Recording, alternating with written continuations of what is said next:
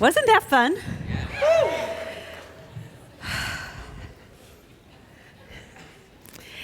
Oh, that song makes me think, and this is not good because I had a whole thing a shtick I was doing, and I hate it when new ideas come in. But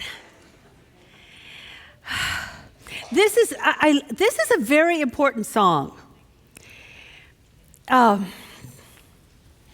There's a verse in the New Testament that says when Jesus has a bunch of guys that want to follow him, meaning metaphorically, we have thoughts within ourselves that want to follow the Christ presence. Because I believe that this story is all true, but not true at the level of history. So there's these thoughts that want to follow the Christ presence, and then one of the thoughts says, oh yeah, but I got to go do this thing. And the thing that it had to go do is, I got to go bury my dad or my sister or something. And the Christ presence, Jesus, who was the Christ presence in this story, says, let the dead bury the dead. And there's a lot of mystical teachings that say that if you find life before you die, you'll never die. So do you see that what this song could be about is, I got it. I am alive. And when you know I am alive, because what lives in me is the Holy One, you will never be afraid of anything, including that thing that we call death. It's like, oh, bring it on. This body, I'm upgrading next time anyway. I'm already put in my order for longer legs. Yeah, I'm not kidding. He's laughing like I'm joking. A longer legs, and I want a deep voice like our guest musician will be today. I've got, Linda Webb-Kakaba and Becca Palm. I want that voice, long legs. Woo-hoo! Watch out, I'll be a giraffe that sings. No, that'll be awful. Anyway, I got to get real specific. So, anyway, that's what that song's about. I'm alive. And what's alive within me is the Holy One. Woo! Far out. Anyway, I'm in love. I'm in love with that song. I'm in love with being alive. So, you're at the Center for Spiritual Living, and this ship is taken off, so it's too late to change now. So I'm so grateful you're with us. We have two things that I want to say. First is a long-held tradition, and that is we want to love you, bless you, and honor you if you are alive and took life during this time. So if it's around your birthday, last week or next week, we want to give you a gift because your birth is important. There's a birthday. There's a birthday.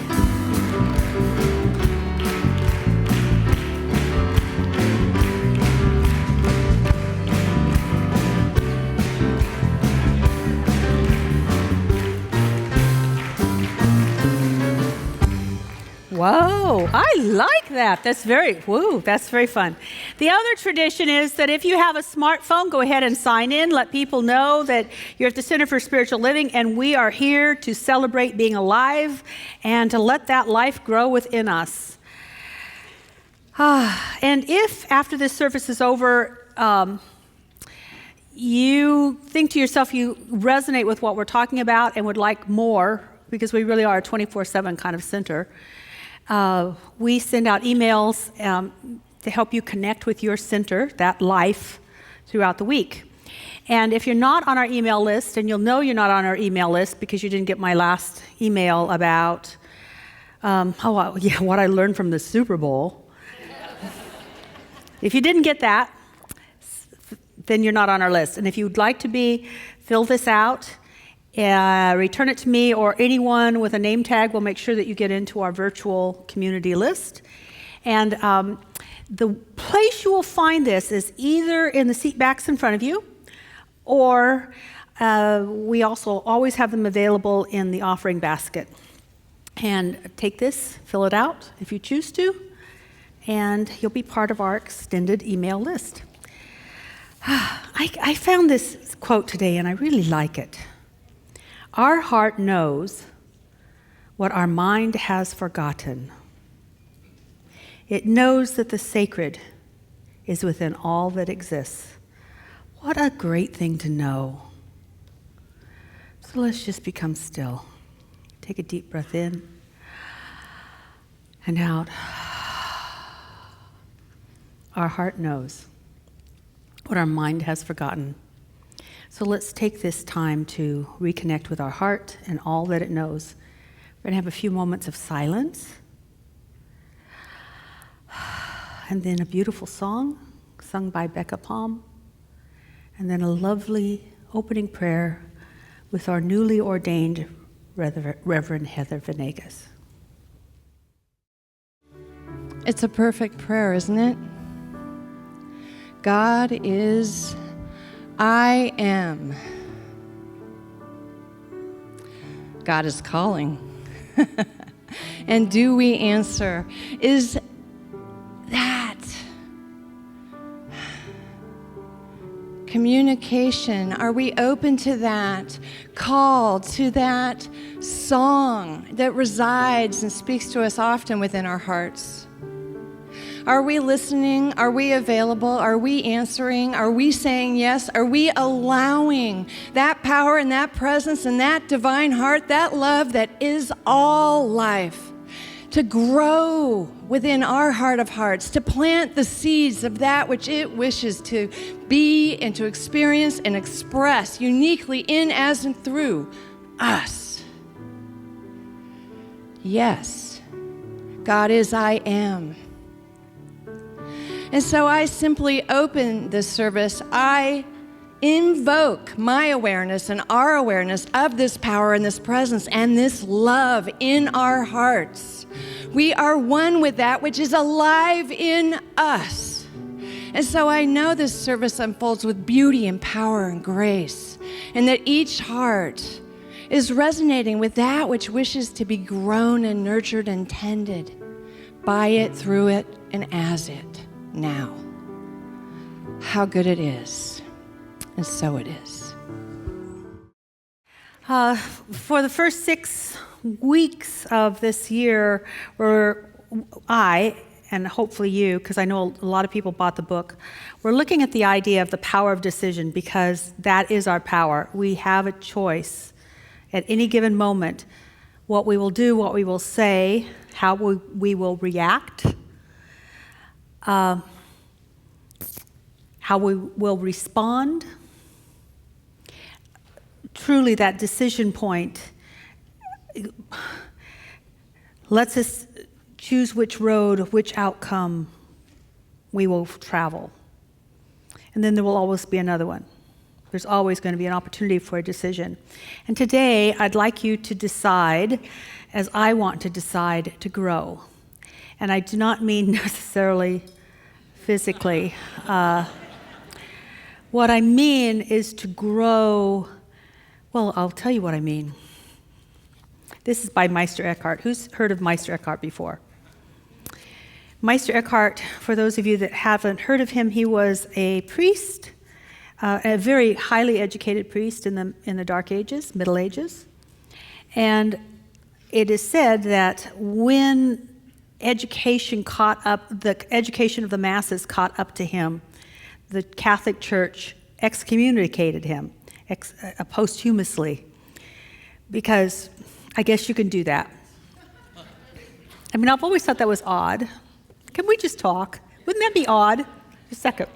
Wouldn't that be odd? You're in heaven enjoying a good time, and you get a note to go to the principal's office.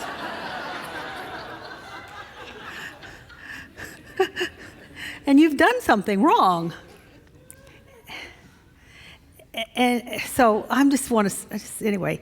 So this does lead up to our power talker for today, because he is all about this. But this is what he wrote. Meister Eckhart wrote this: the seed of God is in us. Now, the seed of a pear tree grows into a pear tree, and a hazelnut seed grows into a hazel tree. The seed of God grows into God. The seed of God grows into God. How lovely is that? To tell you a little bit about his growth and his unfolding, I'd like to introduce to you Byron, our Power Talker for today.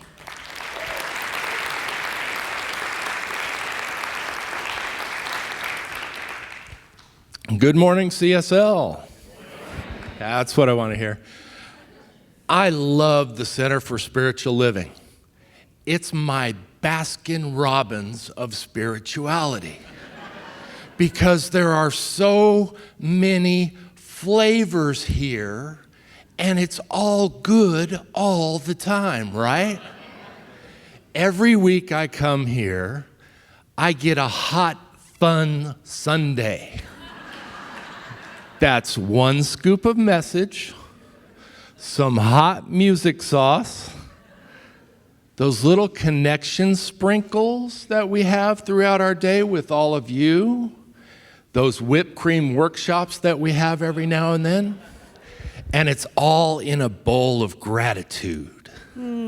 So now, I'm going to tell you a little bit about me coming here. And my reality before coming here 18 months ago consisted of words, thoughts, and ideas such as divorce, depression, diabetes, $125,000 in debt, losing my house, almost losing my mind. But after coming to CSL, I learned 3 things that have changed my reality.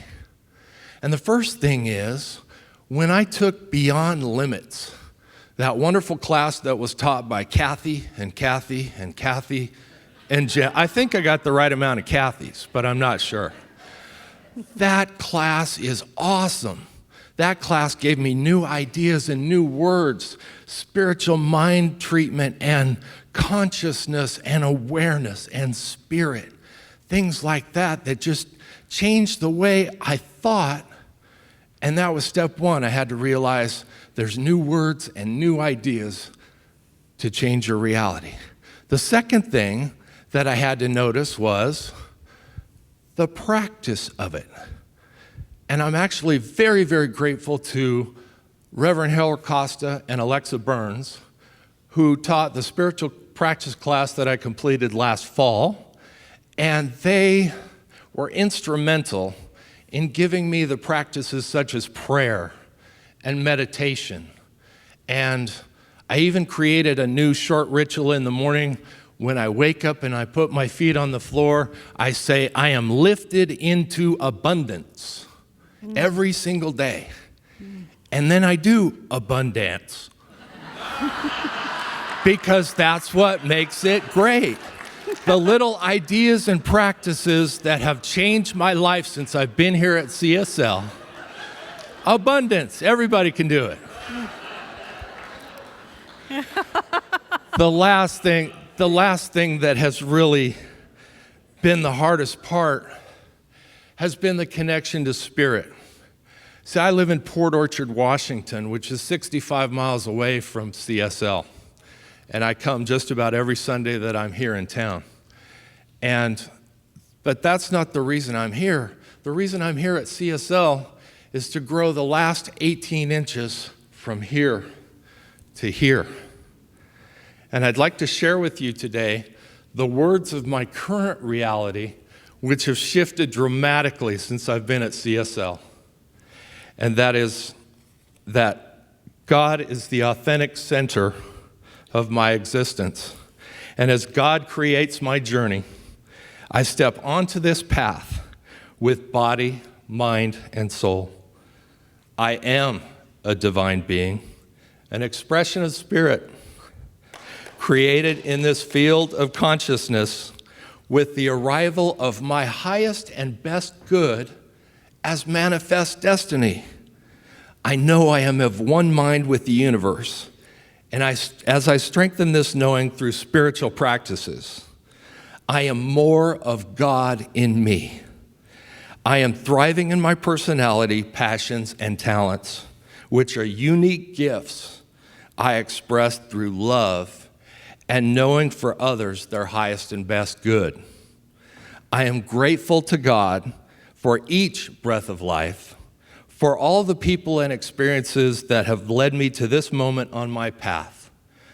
I release this declaration, this prayer, into the good that is God, and so it is. And so it is.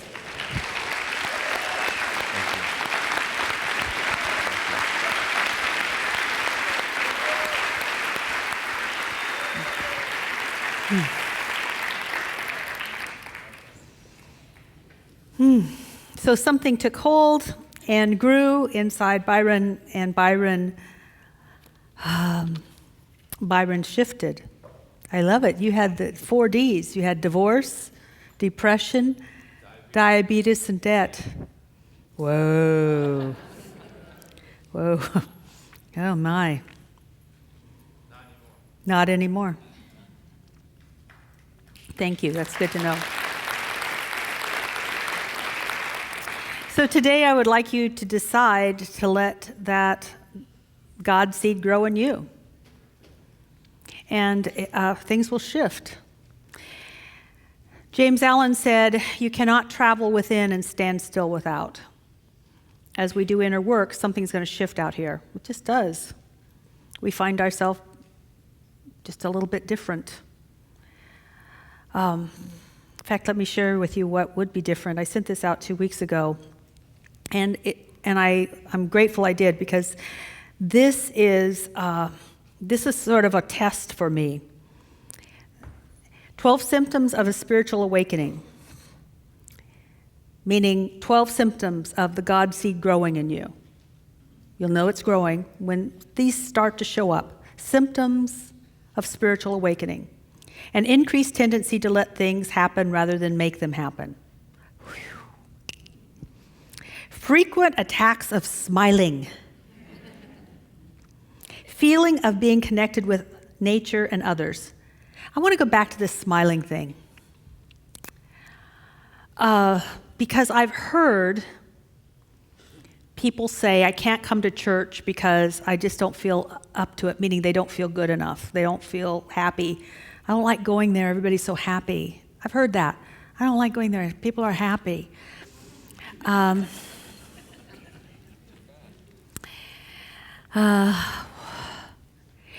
People have told me that they went away for a while, they didn't feel good, and now that they feel good, that they can come back. This is the place to be when you don't feel good.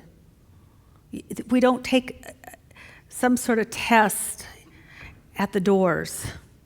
And what is your happiness meter today? Oh, I'm sorry. Well, you can't let you in. Attacks of smiling happen when something inside of you becomes more real than what's going on outside of you. So it's not unusual for me to be going through something that is not pleasant if I were to list it. If I was going to do a TV show about this, it would not be a pleasant TV show.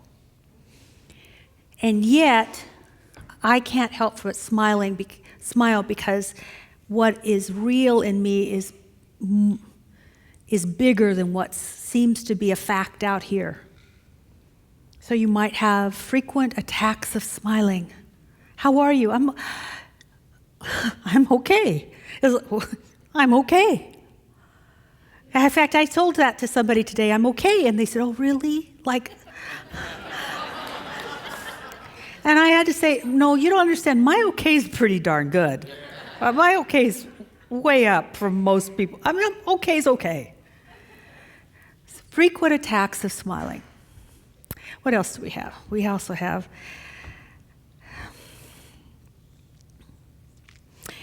frequent overwhelming episodes of appreciation. A tendency to think and act spontaneously rather than from fears based on past experience. An unmistakable ability to enjoy each moment. A loss of the ability to worry. That's worth the price of admission. Let God grow in me, please. And actually, it's kind of interesting.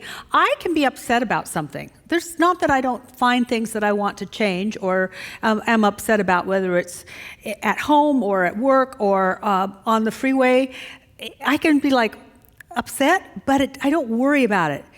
Now I see things as the rock in the shoe. You just take it out. I don't ignore the rock. but I take it out.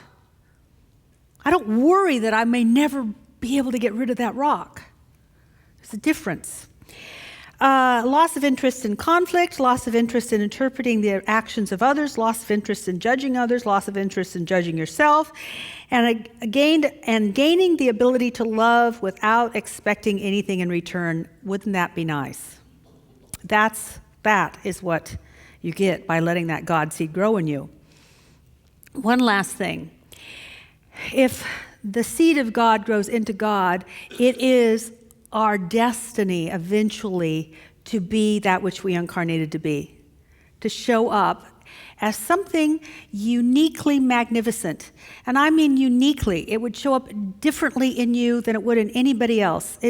But it's a magnificence that is inherent within us because we have a connection with the divine. Maslow said this: if you plan on being anything less than you're capable of being, you will probably be unhappy all the days of your life. We really want to be what we want to be. And what we want to be starts with that God seed, that ability to be love. And when I say God seed, it's the ability to be loved, to be creative, to be filled with life, to be alive, to be peace, to be the change, to be the alpha of something, to initiate. All of that stuff is what's within us, and to let that grow is very, very, very fulfilling. And it doesn't necessarily show up in anything other than the way that you show up in life. It's not like everyone's going to go, the new Oprah, or whoever. Instead, it's, the new me. The new me. I was talking to, and I don't think this is, I didn't ask, so I was talking to someone during the break, and she took her first art class and said the time flew by. It was so fun. What she's doing is just expressing the magnificence of her. It doesn't matter what she does with that art. The magnificence of God, the seed of God, is creative. And we're not going to enjoy ourselves if we don't find a creative outlet. And it could be that all you do is find a new way of talking to someone else. There's no set definition of creativity. It will be uniquely magnificent, and when you're doing it, you will feel good. You're going to feel good when you love where you used to hate. You're going to feel good. Maslow. So let's get back, let's go back a week. Go back a week. You were planning your Super Bowl party. Oh, remember that? How easy we forget. Isn't it? If they had won and I said, let's go back a week, you'd go, yeah, let's go back a week, yeah. Well, here's what I love about Pete Carroll. Pete Carroll said, that last play will not define me.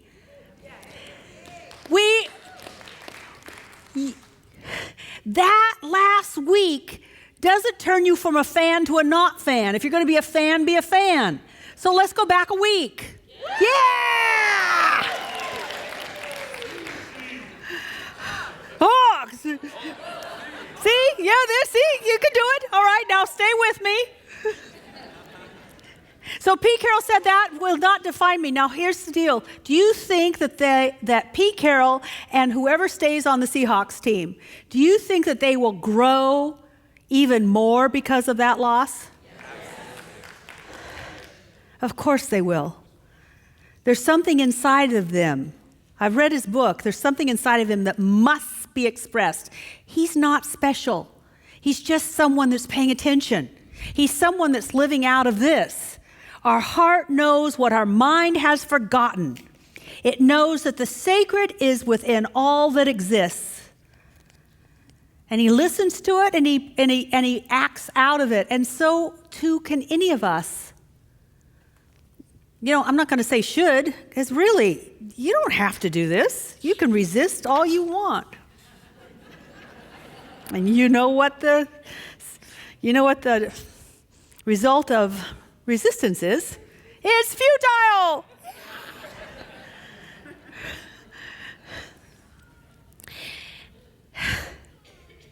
Back to the seed metaphor. All is contained within the seed. All that is necessary for the seed to become a tree, which is in its DNA, is contained within the seed. All the seed needs is nourishment. It just needs the right environment. Spirit, or that God seed, wants to mature in us, to ripen in us, to be ripe in us, to bear fruit in us. And they'd be the fruits of Spirit, and they'd be good. Now, I was reminded last night that the word in the Aramaic, or a word that we have interpreted as perfect, the Aramaic word could also be interpreted as ripe and ready and mature. So when Jesus said, "Be ye therefore perfect, even as your Father in heaven is perfect," maybe he just meant, grow up. Really. Just mature and be ripe and ready as your Father in heaven is ripe and ready. Now, because otherwise, the way we've interpreted it is crazy making. Be ye therefore perfect, even as your Father in heaven is perfect. That's a bar. That's a high bar. It's a very high bar. So, we're not going to go there. What we're going to do is we're going to say that my mind is the center of divine operation. The divine operation is always for expansion and fuller expression. And I'm going to let that seed grow in me, and so that I become what I could be. I'm not going to make myself that way. I'm going to allow it to happen. If you've got the right soil, that seed will grow. And by the way, any seed will grow. See, some people not only have the seed of God in them, which is eternal and everlasting, will never be conquered. It's always there dormant. It's always ready to be accessed. But unfortunately, a lot of us are tending seeds that were planted by the culture, by society, by history, by your parents, by the last TV show you watched. Those seeds can also be cultivated and grow. So we have seeds that are growing in people that were not born in people. Babies were not born hateful people. Babies don't grow up saying, "I hate you." Babies don't see color. Babies don't see boundaries. Babies don't see geographical differences. That's taught. It's embedded in them, and then it can grow. But guess what? The God seed was never destroyed, and it can always be accessed. And that seed is strong, and it will cast out other seeds. What are you going to let grow? What are you going to pay attention to? So how do you let that seed grow? How do you allow the magnificence of God to just bloom in you? Well, first of all, you've got to decide. And the decisions are fairly simple. First, you decide to let go of your childish ideas about God, as Jesus might say, in Kathianne's definition of what Jesus may have said in the Aramaic, which is what anything that you've ever heard from any Bible scholar, that's what they're giving you. Grow up. Grow up and get a bigger God. Paul said it this way: when I was a child, I thought as a child, and now that I have put aside childish ways, what would that be like? Well, one of the ways that it would be like is that you let go of your limiting idea of God, especially if it does not serve you or serve the world. If your idea of God does not serve you and serve the world, now I'm saying both of those together. So if you've got an idea of God that just serves you and not the world, then it's not an idea of God. I mean, there was a lot of people with manifest destiny that were kings and queens and said, "Guess what? God made me a king or a queen." No, it didn't, because it doesn't serve everyone. And if God is in everything, and that's what we sing about all the time, then everybody's got to be blessed by this idea of God. So, back to, I'm really moving around today. Thank you, Sid, for following me. I keep forgetting we're being filmed. I'll be faster next time. So what would we let go of in these small ideas of God? Just don't raise your hand, but I check inside your body and see if any of these have a resonance in you. If there may be a seed of an old God concept that's still growing. So here's some. See if you have an idea that you somehow let God down in the past. See if you have an idea that you've done something so bad that God couldn't possibly love you anymore.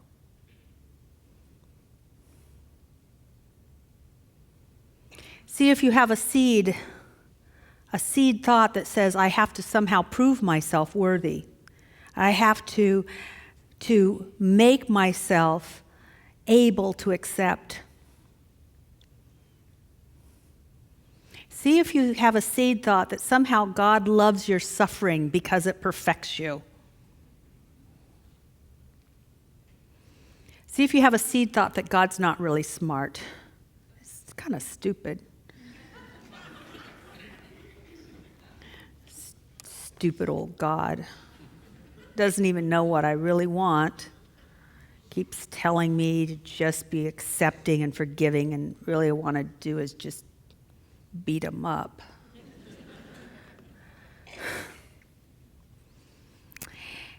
If you have any idea of God that is somehow limited, then decide to upgrade into a God that is really loving and really inclusive and really intelligent and very present. Now, back to this idea about God. Oftentimes we could be sitting in here and say, that sounds good. I like that idea. That's a good idea of God. We don't really know what we believe about God until things get tough. And then we start to discover what we believe about God. Can I just ask? Can I get this help? And the resistance that you have will tell you about your belief in God. Does it work in small things, or is it just too busy? Do we go to it for everything? Do we really allow ourselves to be loved this day? We can upgrade our idea of God at any time, but we have to decide to. Now, I want to get back to this idea about suffering.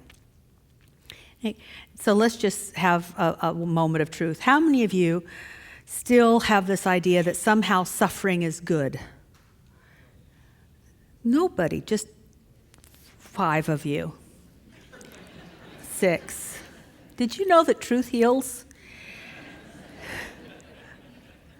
Well, then I'll just talk to the 6 of you.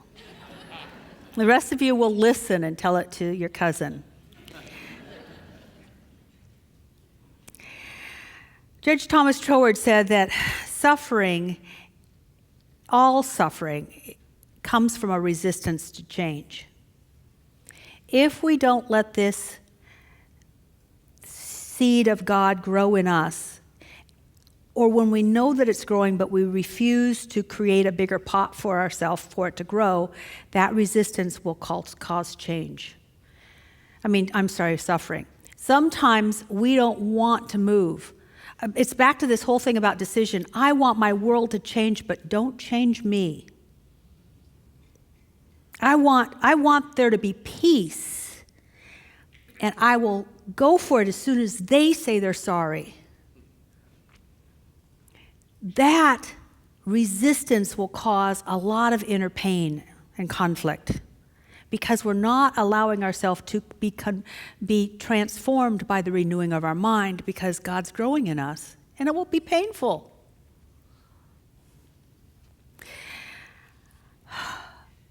So I'm going to tell you a secret, and don't tell anyone except it's being videoed, never mind.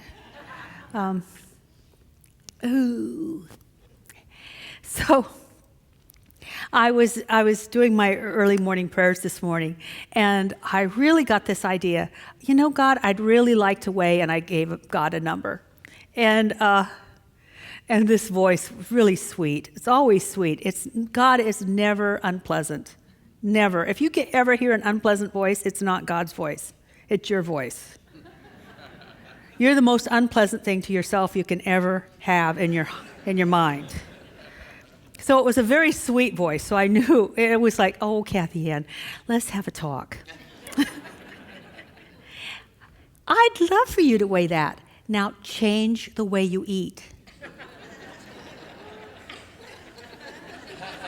I don't want to change the way I eat. I want you to change food.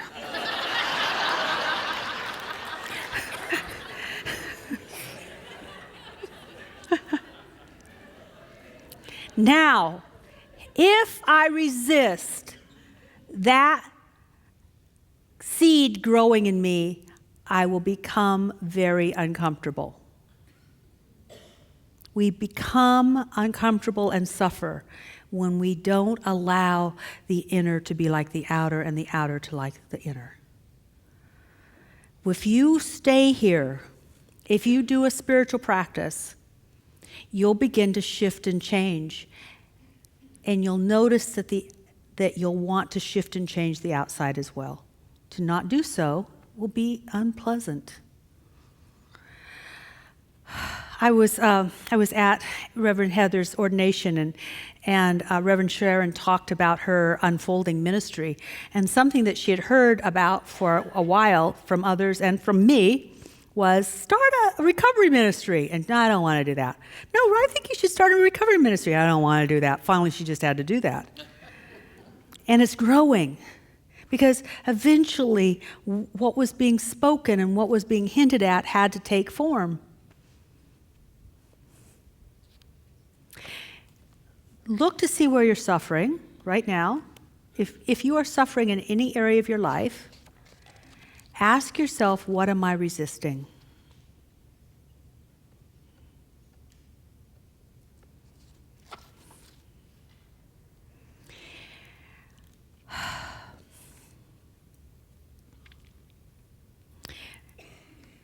And one of the ways to move more into alignment with this seed that's growing inside, that you choose to let grow inside, you decide, I will grow that God within me. I will let it grow. I decide to care for it and nurture it.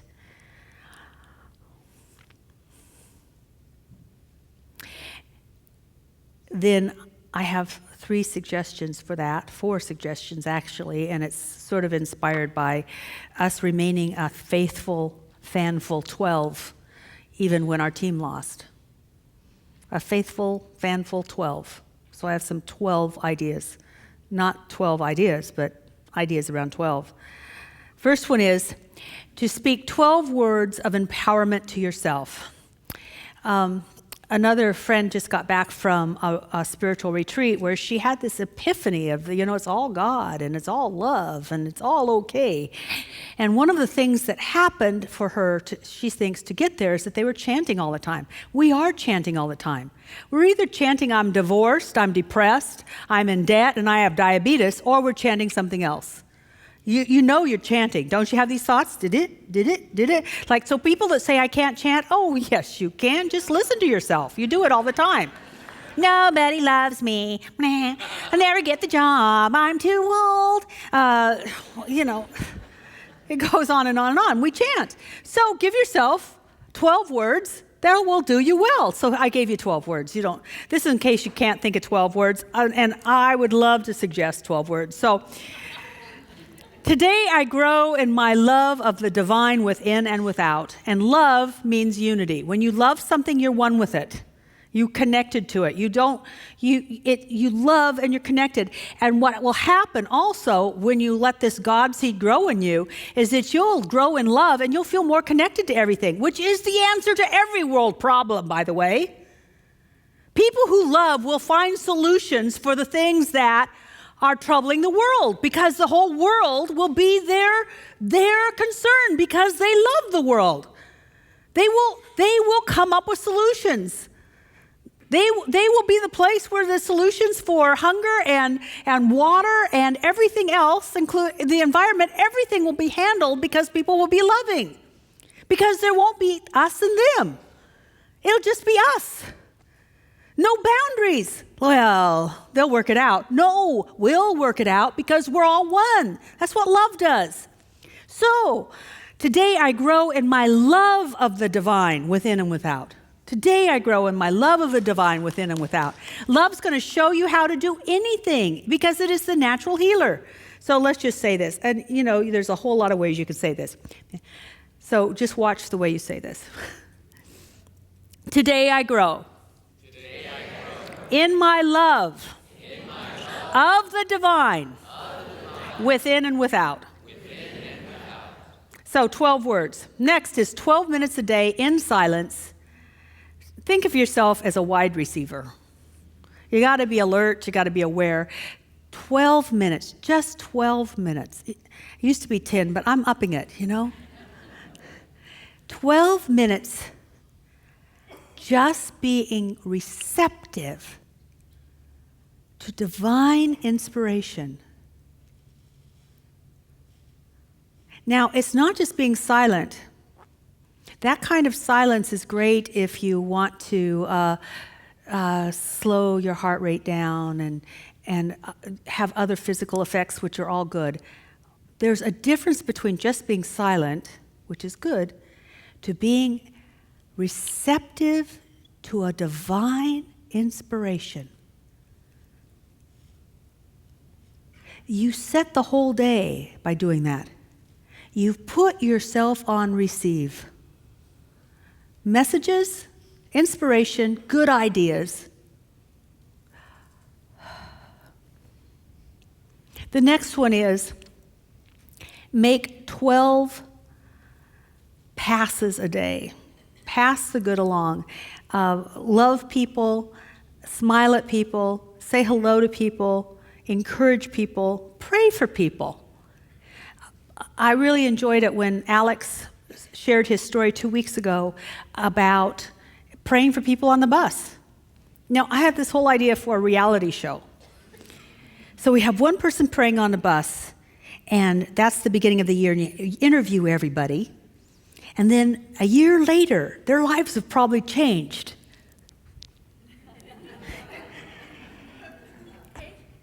Isn't that a great show? And they won't even know what happened. It was a great reality show. Because I do believe things are shifting because people are in prayer for others. Pray for someone. You see, I prayed for this guy in my own way. I told it first service. In my own way, I was praying for this guy because he didn't like the idea that I was in the fast lane going 65 and he wanted to go higher than 65 on the freeway. And I was not paying attention. I guess I should have moved over. So he moved over, passed me, rolled down his window, got his hand wet, and pulled his hand back in and rolled up the window. And I thought, I hope your day goes better. I honestly do. I was like, oh my goodness, if that ticked him off, he's a powder keg. I was, oh please, let some sort of peace show up. So pray for people, especially irritating ones. Here's the last thing, and this is totally from sports. You got to get a coach. If you want to grow, eventually you have to get a coach. You won't even know what you're doing wrong, oftentimes, until you have someone point it out to you. Now, I don't mean like wrong, so if I pushed any wrong buttons, heal it. Because I don't mean wrong as in you're wrong. I mean sometimes you do things wrong, don't you? I mean, it happens. We're human. So there's a certain way of riding that would give me more balance, and I thought I was riding that way. Finally, my trainer finally said, well, you're not being able to do this because you're not sitting correctly. I am sitting correctly. I know how to sit. I've been riding longer than you've been alive. No. It did go through my mind, but I didn't say it. And she said, no, I'm watching you. I see it. This is how you're sitting. I didn't know. I shifted my weight. Everything was better. Sometimes you just need someone to point something out to you. A spiritual coach would say, oh, by what you're saying, I think you believe in this kind of God. No, I don't believe in that kind of God. Well, look at the effects.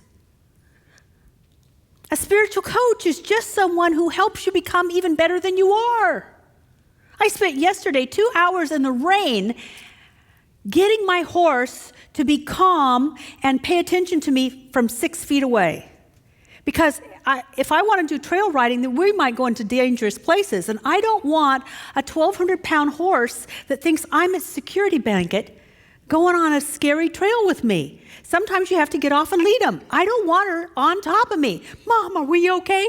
Yes, we're okay. Back over there. Oh, by the way, I love this. This is for all of you. In horsedom, guess who runs the herd? The lead mare.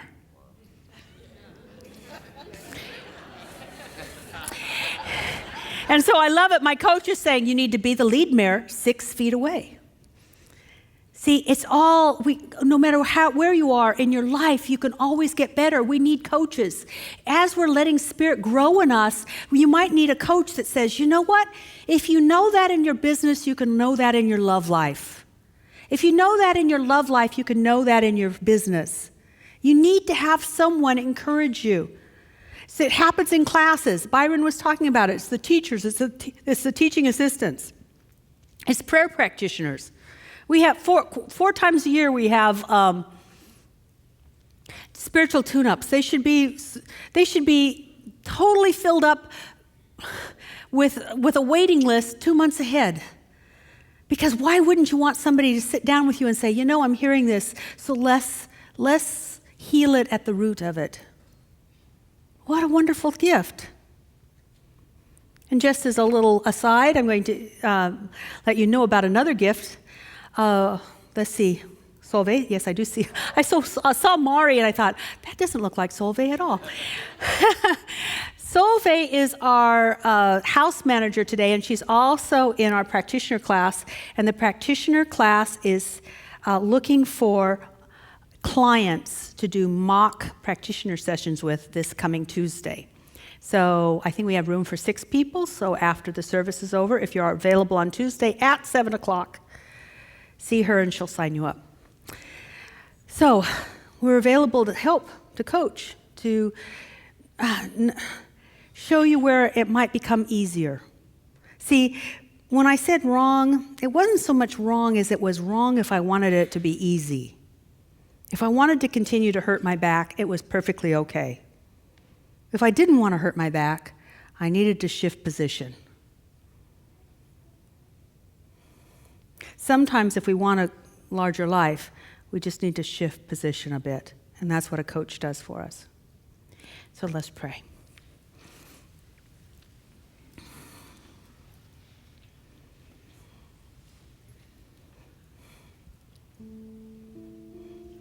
Back to Star Trek. And resistance is futile.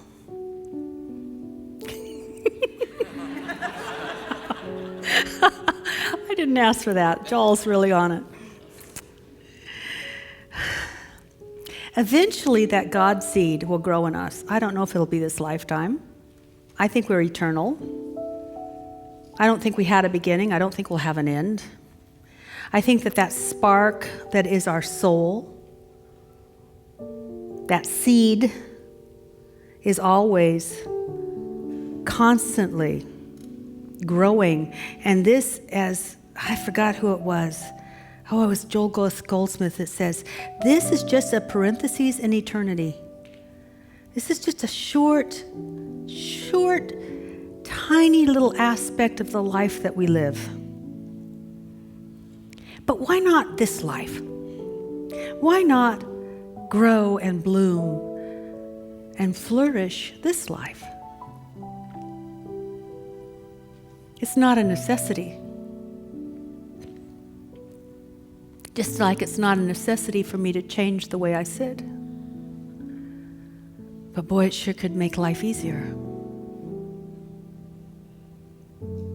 So ask yourself deep within the heart of hearts, deep within yourself, are you ready to decide to grow in God and let the seed of God grow in you?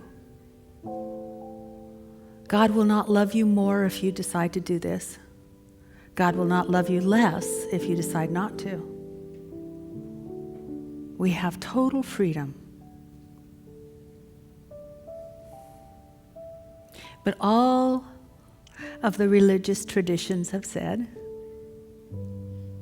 all of the spiritual teachings and teachers have said that to cultivate this seed, to cultivate this connection, to cultivate this reality is the beginning of all bliss. It is the beginning of truly living. It is the beginning of a peace that passes understanding. It is the beginning of a creative outlet that knows no bounds.